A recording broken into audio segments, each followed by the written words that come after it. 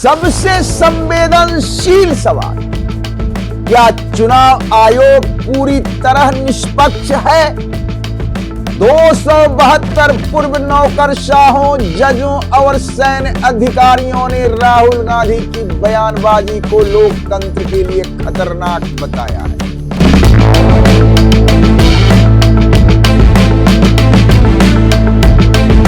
प्रणाम, मैं राम बंधु तिवारी, संवाद दर्पण पर आपका स्वागत है।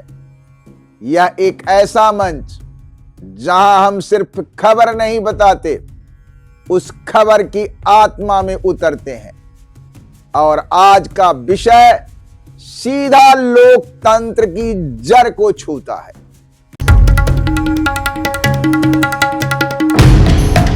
कांग्रेस नेता राहुल गांधी सत्ताधारी दल पर वोट चोरी का आरोप लगातार उठाते रहे हैं। वे इसे एटम बम और हाइड्रोजन बम जैसी उपमाओं से बयान करते रहे हैं। उनका सबसे बड़ा हमला महाराष्ट्र और हरियाणा में फर्जी वोटर, डुप्लीकेट सूचियां, यहां तक कि ब्राजील की मॉडल तक को भारतीय वोटर के रूप में दर्ज किए जाने का दावा है। आज मीडिया और सोशल मीडिया चारों तरफ यही चर्चा कि बिहार में जितने वोट डाले नहीं गए उससे ज्यादा गिन लिए गए, यानी मत पड़ा 100 तो गिनती हुआ 120 का। लेकिन मुख्य बात यह कि अदालत या चुनाव आयोग में अब तक एक भी ठोस विधिक दस्तावेज नहीं रखा गया। और सच्चाई यही है कि राजनीतिक मंच पर लगाए गए आरोप कानूनी सबूत नहीं बनते। सवाल यह नहीं कि आरोप सही है या गलत, सवाल यह है कि क्या यह मामला राजनीतिक शोर है या दस्तावेज आधारित लड़ाई है।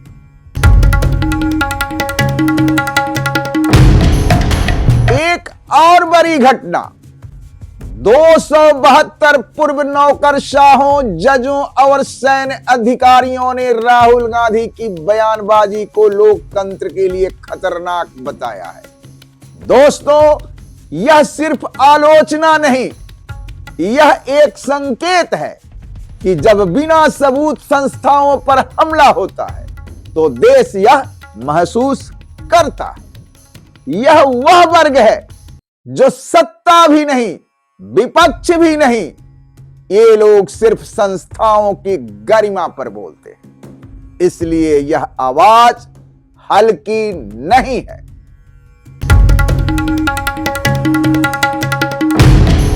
अब सबसे संवेदनशील सवाल, क्या चुनाव आयोग पूरी तरह निष्पक्ष है?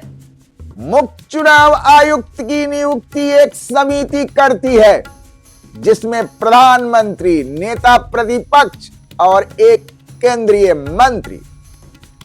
इसका अर्थ साफ है कि विपक्ष इस प्रक्रिया में अकेला पड़ जाता है। केंद्रीय मंत्री प्रधानमंत्री का सहयोगी होता है तो स्वाभाविक है कि वह प्रधानमंत्री की ही राय के अनुरूप चले, इसमें दो राय नहीं है। संसदीय लोकतंत्र यह मानकर चलता है कि संस्थाओं में संतुलन बना रहेगा, लेकिन यह भी उतना ही सच है कि आज के समय में राजनीतिक दबाव हर संवैधानिक संस्थाओं के लिए बड़ी चुनौती बन चुका है। अगर विपक्ष संदेह जता रहा है तो यह कई मायनों में उचित प्रतीत होता है, लेकिन यदि वह अपने अधिकार का प्रयोग सही तौर तरीकों और वैधानिक प्रक्रिया के तहत न करे और केवल राजनीतिक मंचों से भाषणबाजी में ही उलझा रहे तो यह मात्र शोर के सिवा और कुछ भी नहीं है।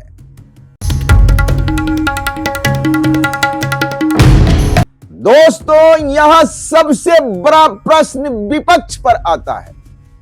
अगर विपक्ष को लगा कि कोई चुनाव आयुक्त सत्ता के प्रति झुकाव रखता है तो उसकी नियुक्ति के समय सड़क पर उतरना विरोध दर्ज करना और जनता को साथ लाना, यही लोकतांत्रिक रास्ता था।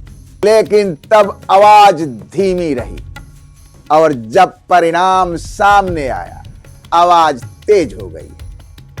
भाई, सरकार द्वारा नियुक्त अधिकारी सरकार के हित में काम करे, यह संभव है। लेकिन जब किसी ऐसे संदेहास्पद व्यक्ति को संवैधानिक अधिकार देने की प्रक्रिया चल रही थी, तब विपक्ष के नेता को उसी समय अपने अधिकार का प्रयोग कर मजबूत विरोध करना चाहिए था। दुर्भाग्य से ऐसा नहीं हुआ। दोस्तों, राजनीति में सही समय पर लड़ी गई लड़ाई ही असर दिखाती है। बाद में लगाए गए आरोप जनता के मन में दो सवाल छोड़ जाते हैं: क्या यह सच है या यह चुनावी रणनीति?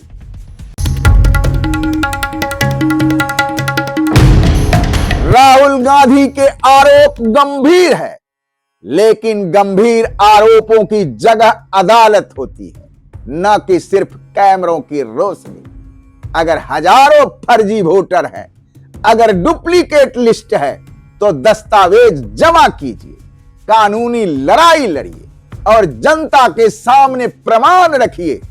मीडिया में आरोप हवा बनाते हैं, पर अदालत में हुई कार्रवाई लकीर खींच देती है। तो दोस्तों, आज की खबर हमें यह सिखाती है कि लोकतंत्र सिर्फ आरोपों की लड़ाई नहीं है, यह प्रक्रियाओं की लड़ाई है। संस्थाएं कमजोर पड़े तो खतरा है, लेकिन जब राजनीति बिना सबूत संस्थाओं पर अंगुली उठाए तो यह भी खतरा है। सच दोनों के बीच कहीं खड़ा है और उसकी पहरेदारी करना हम सब की जिम्मेदारी है। फिर मिलेंगे किसी नए खबर और विश्लेषण के साथ। अगर यह वीडियो आपको अच्छा लगा हो तो कृपया इसे लाइक और शेयर जरूर करें। धन्यवाद। प्रणाम।